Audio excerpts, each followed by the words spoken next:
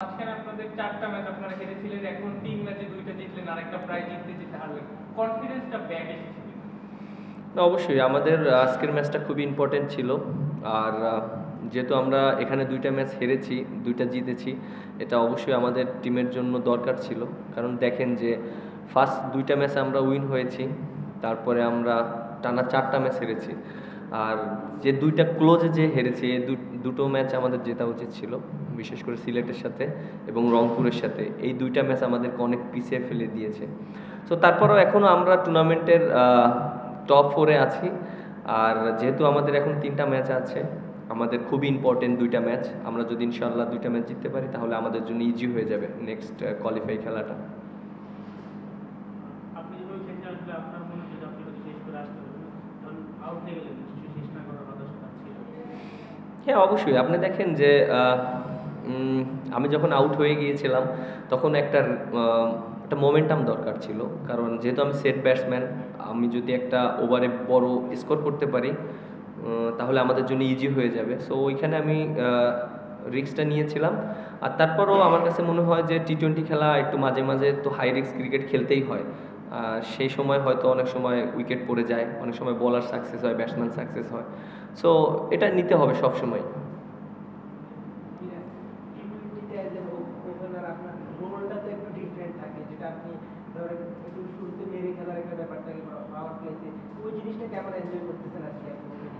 না, আলহামদুলিল্লাহ, আমি এনজয় করছি। একটা জিনিস দেখেন যে আমাদের টিমে অনেক ভালো ভালো প্লেয়ার আছে। টিম কম্বিনেশনের জন্য অনেক কিছু করতে হয়। দেখেন, আমি হয়তো 2টা ম্যাচে মেবি ওপেন করেছি, তারপরে বিভিন্ন পজিশনে খেলতে হচ্ছে টিম কম্বিনেশনের জন্য। কারণ আমাদের টিমে অনেক ব্যাটসম্যান আছে, অনেক অলরাউন্ডার আছে।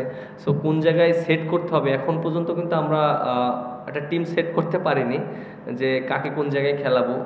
আশা করি যে এখন থেকে আমরা হয়তো একটা সেট করতে পারবো। কারণ আমাদের টিমে দেখেন যে ইমরুল ভাই বসে আছে।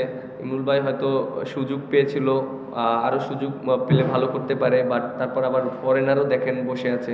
এবং আপনি দেখেন অলরাউন্ডার আমাদের টিমে যে অনেক প্লেয়ার আছে, আমরা খেলাতে পারছি না। মানে অনেক প্লেয়ারই কিন্তু ভালো ভালো প্লেয়াররাই বসে গেছে। আপনি দেখেন আফিফের মতন প্লেয়ারকে আমাদের ড্রপ দিতে হয়েছে। আবু হায়দার রনি ভালো খেলেছিল, তারপর ও বসতে হয়েছিল। তারপরে আপনি দেখেন ইমরুল ভাইও বসেছে, অফ অ্যান্ড অন খেলেছে, নাসুম খেলেনি। বাট এটা টিম কম্বিনেশনের জন্য অনেক সময় হয়, সেজন্য হয়তো সেট করতে একটু হচ্ছে, লেট হচ্ছে। বাট আমার কাছে মনে হয় সেট হয়ে যাবে। তো বাংলাদেশের প্লেয়ারদের অনেকগুলো নাম আপনি দিলেন যারা রেগুলারলি টিমে হয়তো বা খেলতে পারছে না, টিম কম্বিনেশন। এখানে 4জন বিদেশি স্লট না রেখে আপনি বিপিএল এখন যেহেতু আরো ফ্র্যাঞ্চাইজ লিগ একসাথে 3টা হচ্ছে, যে স্লটটা কমিয়ে এনে 3টার জায়গায় হয়তো বা সরি 4টার জায়গায় হয়তো বা 3টা বা 2টা যদি স্লট থাকে বিদেশিদের জন্য, সেটা একটু বেটার হবে বাংলাদেশের প্লেয়ারদের ক্ষেত্রে। আপনি একটা জিনিস দেখেন, যত কম্পিটিশন থাকবে ততজন ভালো হবে। আপনি যখন ফরেনার বেশি থাকবে, আপনি কিন্তু কম্পিটিশনটাও বেশি থাকবে, চ্যালেঞ্জটাও বেশি থাকবে। আপনি একটা জিনিস দেখেন যে যদি 4টা ফরেনার খেলে, হয়তো 2টা বলার খেলে বা 2টা ব্যাটসম্যান খেলে, অলরাউন্ডার খেলে, বাইরের দেশের প্লেয়াররা আসে, তখন কিন্তু আমরা ইউজড হতে পারি। সো এটা আমাদের লোকালদের জন্য অনেক বড় একটা, মনে করেন, চ্যালেঞ্জও হয় যে ওদের সামনে বল করা, ব্যাটিং করা। এবং আমাদের লোকাল যারা আছে তারাও নিজেদের কম্পিটিশনটাও উপরে নিতে পারে যে না, আমাদের ভালো খেলতে হবে, সবাই সবাইকে, মানে আমি নিজে পারফর্ম করে আমার নিজের খেলতে হবে। সো স্ট্যান্ডার্ড লেভেল মেনটেন করতে গেলে আপনার অবশ্যই 4 ফরেনার খেললে এটা মনে করেন একটা স্ট্যান্ডার্ড লেভেল থাকে। আপনি কি মনে করছেন এখন ওই কোয়ালিটিটা আছে ফরেন রিক্রুটের মধ্যে, যেহেতু একসাথে এতগুলো টি-20 লিগ চলছে, প্লেয়ার পুলটা কিন্তু কমে এসেছে ফরেন প্লেয়ারদের ক্ষেত্রে? আপনি দেখেন যে এখন যেহেতু বাইরের দেশে অনেক টুর্নামেন্ট চলছে, এখন আপনি দেখেন যে অনেক প্লেয়াররা আগে থেকেই সাইনিং করে ফেলেছে অন্য যে ফ্র্যাঞ্চাইজি আছে। এবং হয়তো মনে করেন আমাদের এখানে যারা ফরেনাররা খেলছে, হয়তো মনে করেন আগে থেকেই মনে করেন কি যে ওই সব টুর্নামেন্টে সুযোগ পায়নি, হয়তো এখানে খেলছে। একসাথে যদি আপনি 3টা 4টা টুর্নামেন্ট চলে, অনেক ডিফিকাল্ট হয়ে যায়। সো আমার কাছে মনে হয় যে বিপিএলটা এমন একটা সময় হওয়া উচিত যে সময় হয়তো 3-4টা টুর্নামেন্ট থাকবে না, একটা টুর্নামেন্ট থাকবে। তাহলে প্লেয়াররা অনেক অ্যাভেলেবেল পাওয়া যাবে, ভালো ভালো প্লেয়ার, কোয়ালিটি প্লেয়ার আসবে।